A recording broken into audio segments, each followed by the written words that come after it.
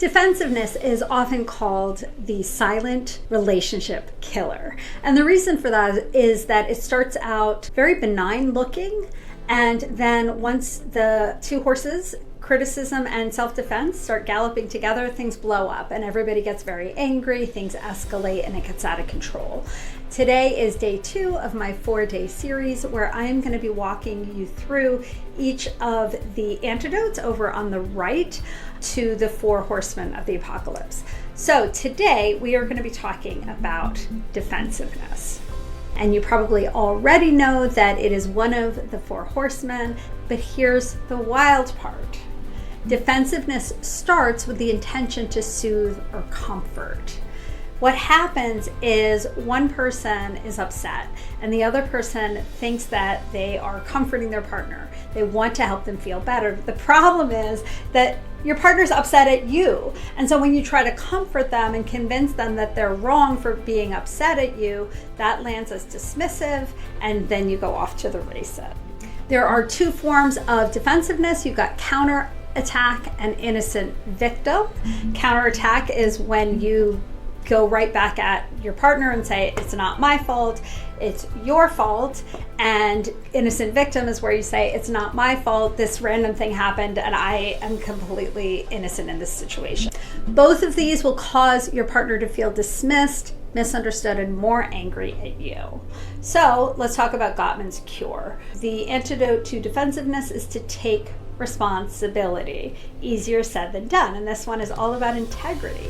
The way to actually do this is to find the kernel of truth to what your partner is saying, just a tiny bit of what you know to be true. Your partner might be giving you feedback that's hard to hear. They might be just talking about their own feelings and you're getting triggered.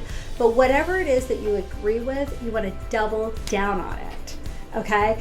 What we tend to do is we say the agreement short and sweet, and then we double down on the reasons why we did it, the reasons why we didn't intend to hurt you, the reasons why you understand this all wrong, and you want to flip that backwards, where you're double downing on, I'm really sorry, you're right, it makes sense that you feel the way that you feel, instead of, let me explain to you why I did what I did so that you won't be mad at me. Right there is the difference. Okay? Examples of taking responsibility start with things like, you're absolutely right, I'm sorry, and I understand why you feel that way. The last one is a really good one. If you don't agree with a single thing, if you can't find the kernel of truth, you want to at least let them know that you understand where they're coming from, even if you disagree with them. The reason that this is so important to get right is because the attack-defend communication pattern is the most common of all the communication mistakes that couples make. And what they do is they dance together. So it starts with criticism, either intended or not. Your partner is trying to speak up about what they need, and then you feel attacked. So then you get defensive. And what happens when you get defensive? Your partner feels dismissed, like you don't understand what they said. So what do they do?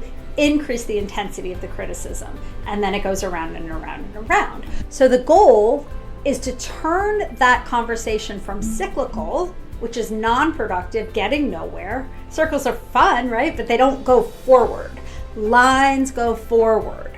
So you want to get out of the cycle and into decision-making, problem-solving, and moving on. Hopefully maybe just have fun in the rest of your day. Okay, so you want to go from cyclical to linear. How do you do that? So the way that we do that is we start by watching my other video, which is how to not come across as critical when you have something important to tell your partner. So starting with a gentle startup. If your partner doesn't start with a gentle startup and they start with a criticism, then what you do is you find the kernel of truth, respond by taking responsibility, and then you guys are in a constructive dialogue. So that's how to make this cycle into a line. Okay? The next course we have coming up is Contempt. That's the single biggest predictor of divorce. So don't miss that one, and I will see you in the next course.